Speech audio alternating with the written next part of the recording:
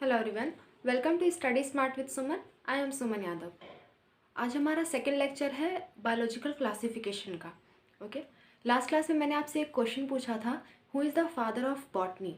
तो आप याद कर लो, Theophrastus. Theophrastus is father of botany. Theophrastus, father of botany.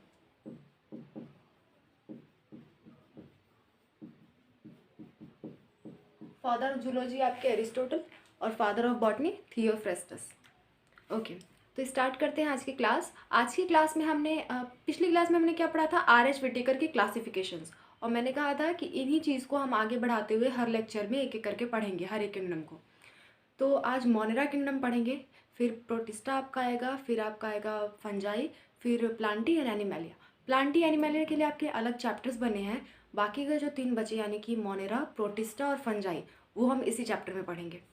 Okay, तो स्टार्ट करते हैं मोनेरा से। मोनेरा क्या है? मोनेरा आप दिमाग में बैठा लो। मोनेरा क्या है? मोनेरा के अंदर कौन आते हैं? बैक्टीरिया। सभी के सभी बैक्टीरिया किस में आएंगे? मोनेरा में। और भी कोई प्रोकैरियोटिक ऑर्गेनिज्म होगा वो किस में आएगा? मोनेरा में। एक ही एग्जाम्पल आता है एक्स्ट्रा, माइकोप्लाज्मा। ठीक है, बैक्टीरिया एंड माइकोप्लाज्मा, ये 2 ही ऑर्गेनिज्म आते हैं आपके मोनेरा किंगडम में। ये 2 ही चीज़ आपको पढ़नी है। बैक्टीरिया के अलग अलग टाइप हो सकते हैं, अलग अलग उनके ग्रुप्स हो सकते हैं, लेकिन आएंगे कौन? बैक्टीरिया और माइकोप्लाज्मा, 2 चीज़ आपकी आएगी। ओके, तो इसका क्या है मोनेरा में? मोनेरा मतलब आप समझ लो बैक्टीरिया, दिमाग में बैठा लेना। मोनेरा क्या है? Most abundant micro organism. Most abundant micro organism कौन सा है आपका? बैक्टीरिया है। ओके, बैक्टीरिया फिर कह लो मोनेरा है। तो मोस्ट एबंडेंट माइक्रो ऑर्गेनिज्म हम क्यों कह रहे हैं? अच्छा, माइक्रो ऑर्गेनिज्म में आपके क्या क्या आएंगे? वायरस आएगा, बैक्टीरिया तो आना ही आना है। और आपके क्या आएंगे? यूनिसेलुलर ऑर्गेनिजम्स, यानी कि मैंने आपको कल पढ़ाया था प्रोटिस्टा। माइक्रो ऑर्गेनिज्म में आपके यूनिसेलुलर ऑर्गेनिज्म और प्रोटिस्टा आएगा। माइक्रो ऑर्गेनिज्म में आपका कौन कौन आएगा? Virus, bacteria, protista. Protista kingdom है पूरा। ठीक है, कौन सा? किन लोगों का? यूकैरियोट्स,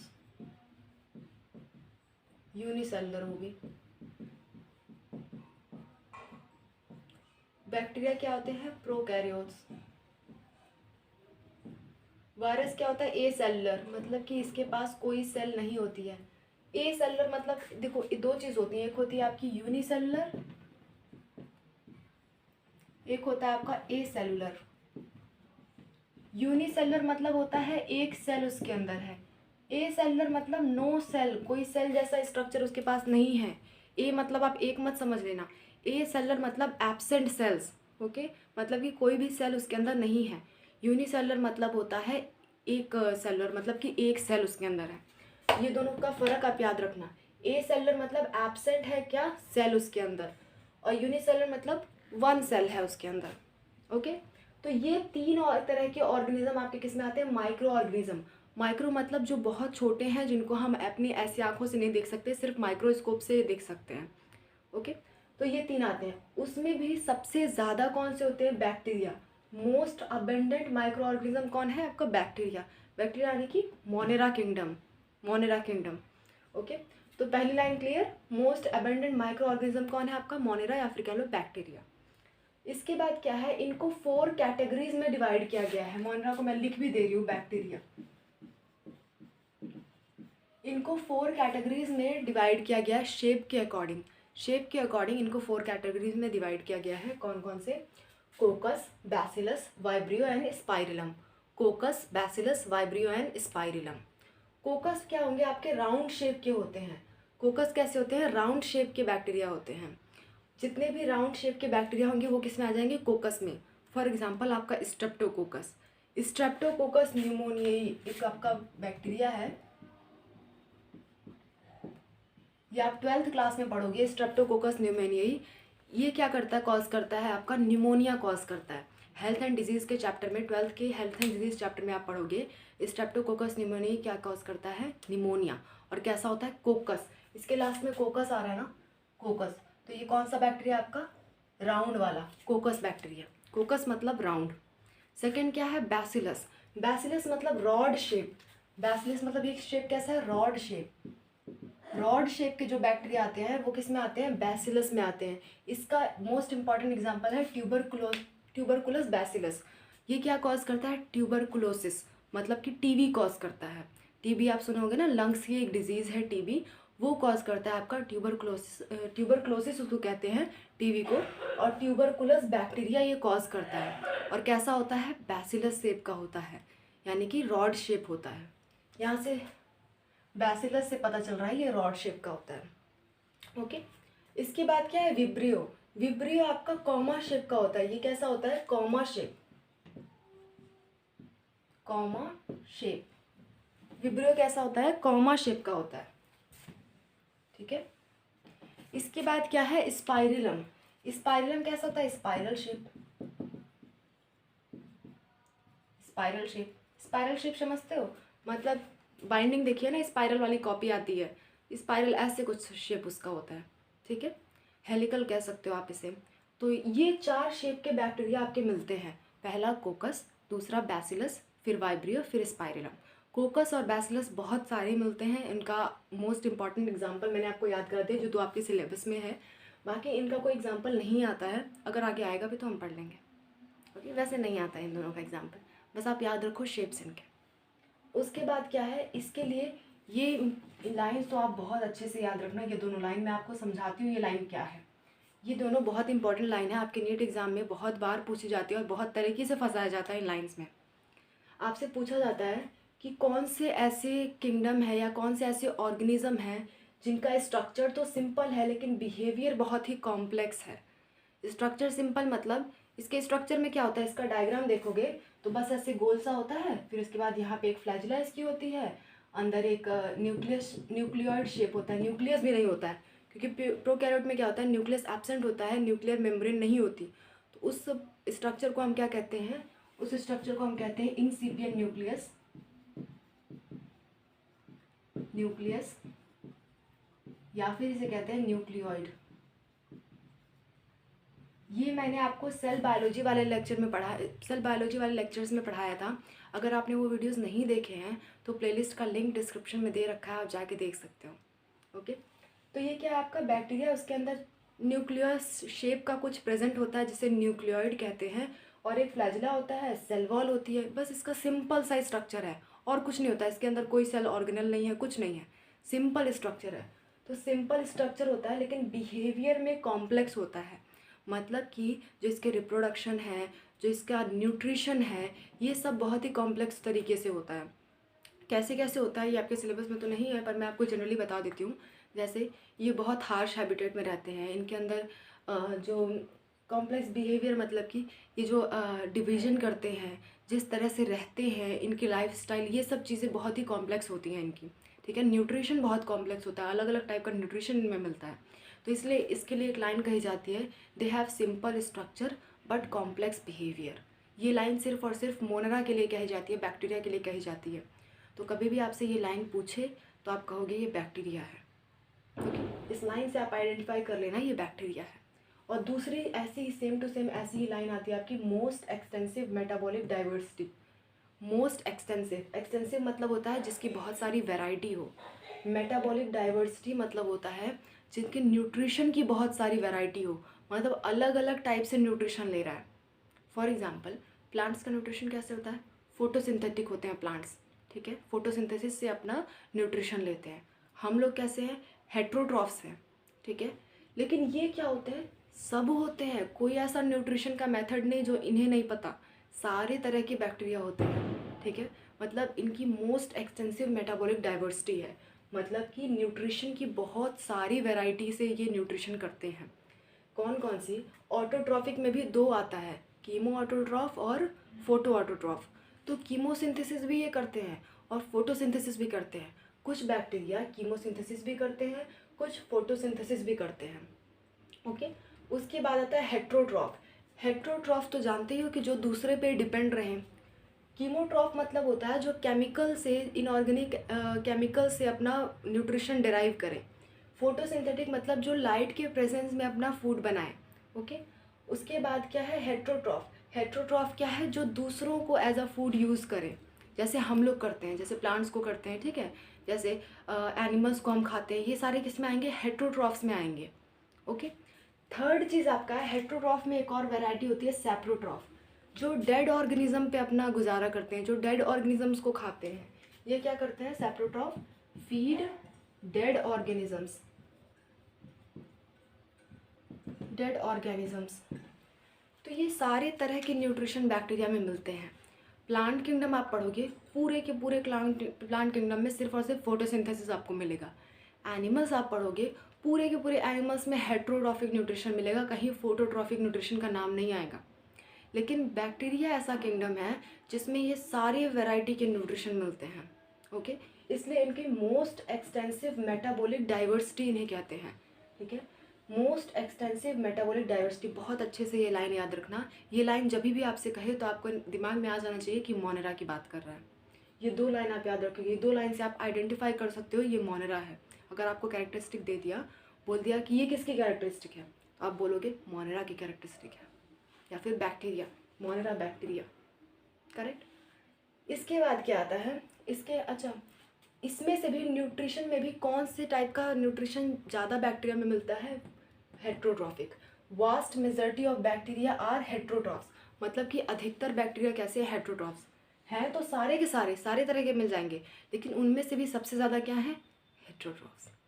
ओके, अच्छा टाइप्स, ये तो आपका ये 4 कैटेगरीज था शेप के अकॉर्डिंग, लेकिन उनके बिहेवियर के अकॉर्डिंग और भी अदर चीज़ों के अकॉर्डिंग इनको 2 कैटेगरी में डिवाइड किया गया है।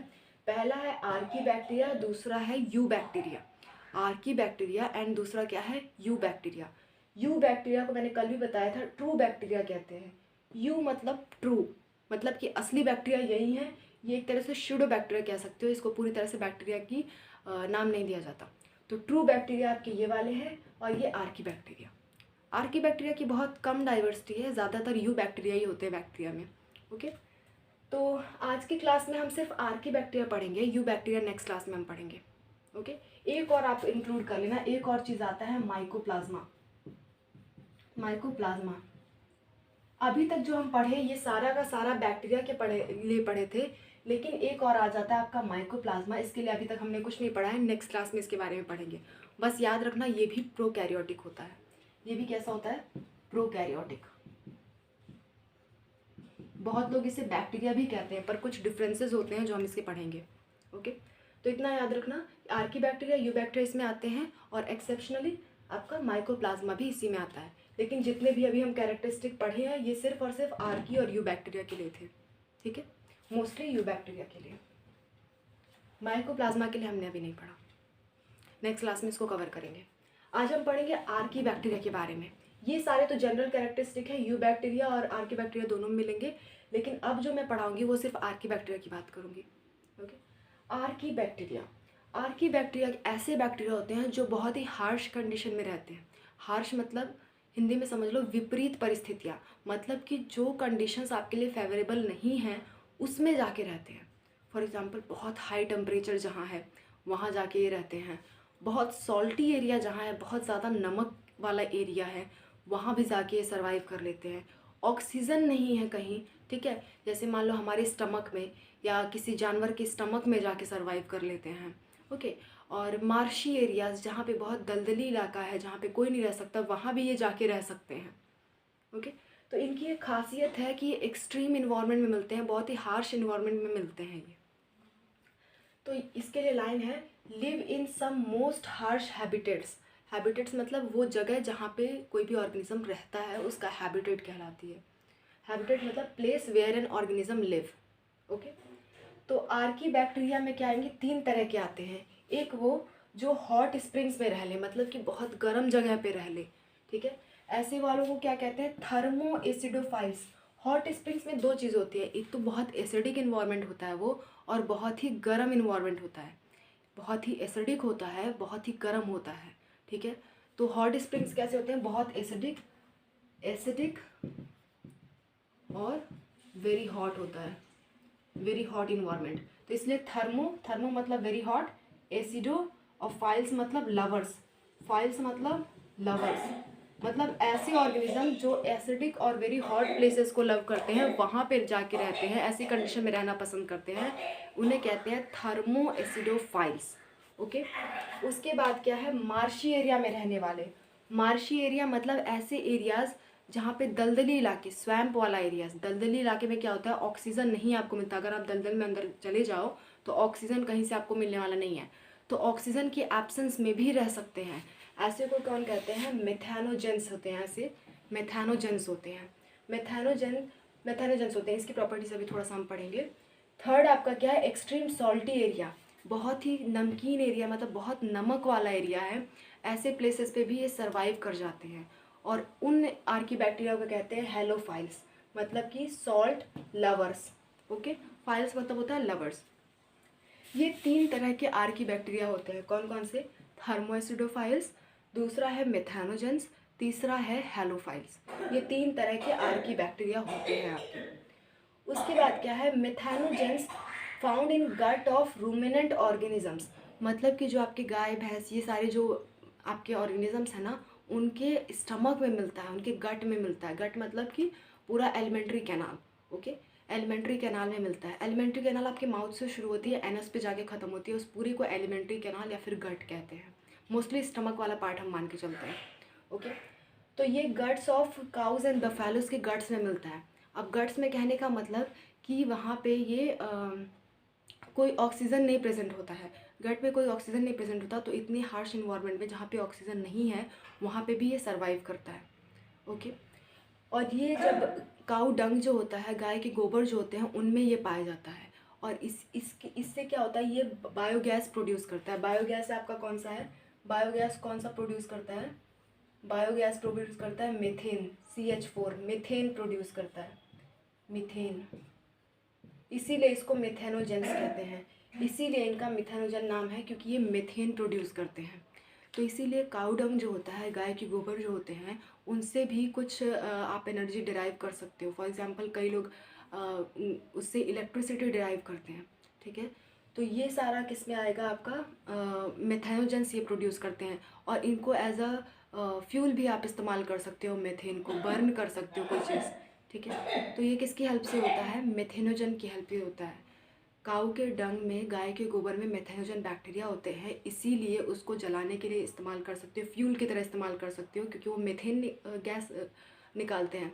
तो आप फ्यूल की तरह उसे इस्तेमाल कर सकते हो, उससे आप इलेक्ट्रिसिटी निकाल सकते हो। किसकी वजह से, मेथेनोजन बैक्टीरिया की वजह से। ओके, उसके बाद क्या है, अच्छा ऐसा कौन सी चीज़ इनके अंदर है जो इन्हें कैपेबल बनाती है इतने हार्श इन्वायरमेंट में रहने के लिए। कुछ तो स्पेशल होना चाहिए ना, जिसकी वजह से वो इतने हार्श इन्वायरमेंट में रह रहे हैं। तो वो स्पेशलिटी है इनकी सेल वॉल। सेल वॉल की स्ट्रक्चर इनकी बड़ी स्पेशल तरीके से होती है, जिसकी वजह से ये हार्श इन्वायरमेंट में सर्वाइव कर पाते हैं। सेल वॉल का स्पेसिफिक स्ट्रक्चर होता है। Cell wall has specific structure, बहुत अच्छे से याद रखना। सेल वॉल मैं कह रही हूँ, सेल मेम्ब्रेन, उप्स, सेल वॉल मैं कह रही हूँ, सेल मेम्ब्रेन नहीं कह रही। आपसे कंफ्यूजन क्रिएट करता है आपके ऑप्शंस में कि स्पेशल स्ट्रक्चर क्या होता है, सेल वॉल या सेल मेम्ब्रेन। तो आप सेल वॉल कहोगे, सेल वॉल, सेल मेम्ब्रेन नहीं। ओके, बहुत अच्छे से याद रखना ये पॉइंट, इसमें बहुत लोग फंस जाते हैं। तो आज की क्लास में बस इतना ही। नेक्स्ट क्लास में हम आयु बैक्टीरिया और पढ़ेंगे माइकोप्लाज्मा। आर्की बैक्टीरिया आपका खत्म हो चुका है, इसके 3 ही एग्जाम्पल हैं, थर्मोएसिडोफाइल, मेथेनोजेंस एंड हेलोफाइल्स। आज की क्लास में याद रखने वाली बात ये दोनों पॉइंट्स। ओके, उसके बाद ये शेप्स तो बहुत जनरल सी चीज़ें आपको याद ही हो जाएगी, ये दोनों पॉइंट्स आप याद रखोगे। टाइप्स में आर्की बैक्टीरिया का जो मैंने पढ़ाया है कि ये 3 इसके एग्जाम्पल याद रखोगे, और इसका most important point, cell wall has specific structure. तो मिलते हैं नेक्स्ट क्लास में। Thanks to all of you.